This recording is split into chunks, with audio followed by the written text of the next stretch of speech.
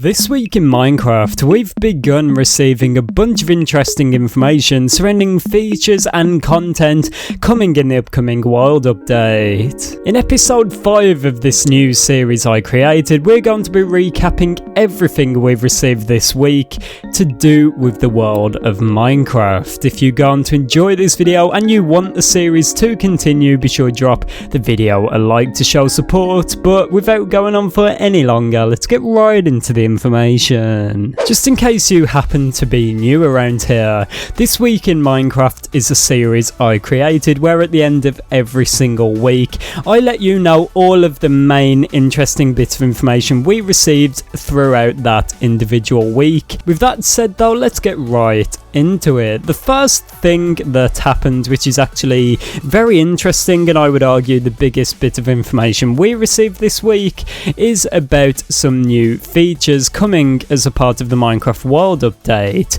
Posted by Lady Agnes, we actually got this image of a tadpole in a bucket, confirming that just like with fish and the axolotl, you will be able to pick these things up in a bucket and carry them around to new locations. This is obviously very important since a tadpole grows into a unique frog depending on the environment it was raised in. So if the tadpole grows into a frog in the swamp, it will grow into that specific frog, whereas if it grows into a frog in some kind of a mountainous snowy waters, then it will actually grow into a snowy frog, which is awesome. I feel like this is one of the most accidental but also biggest features Mojang ever added. It started off as some kind of a funny joke with fish and the axolotl, but now it's quite clear that Mojang see this as a key gameplay mechanic feature, and it's really awesome to know that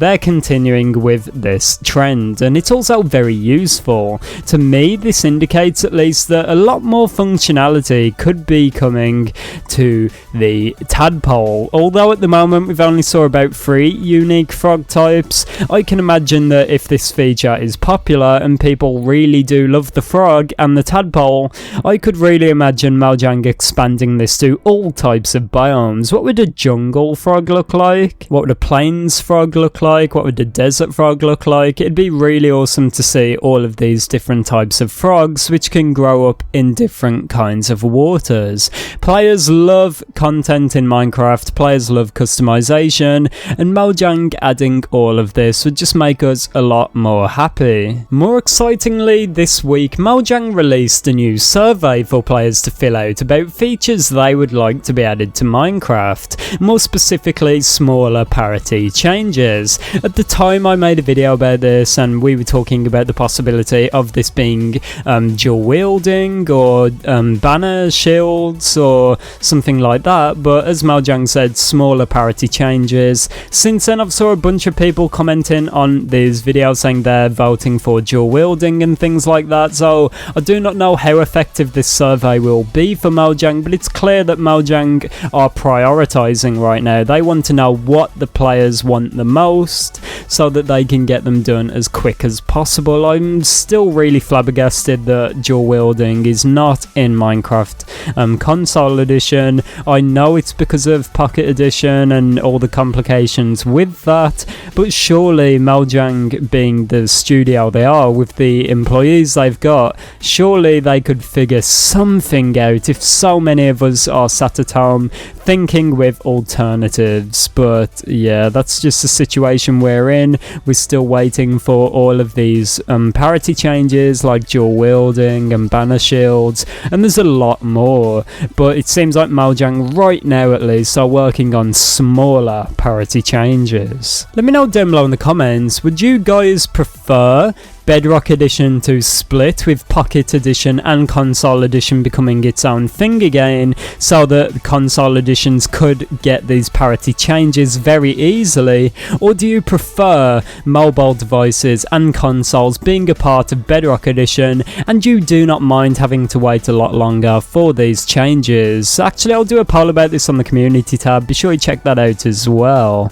But people are really split on this. I've saw some frustration over this, and I've also saw some people being very accepting of this. But if you want my thoughts on this, I think it's natural that Mojang add the smaller parity changes first, but I do definitely understand the frustration. As someone that's recently begun playing Bedrock Edition a lot more, I would really love to see the console versions of Minecraft at least be pushed up to the next level, because there's nothing holding them back.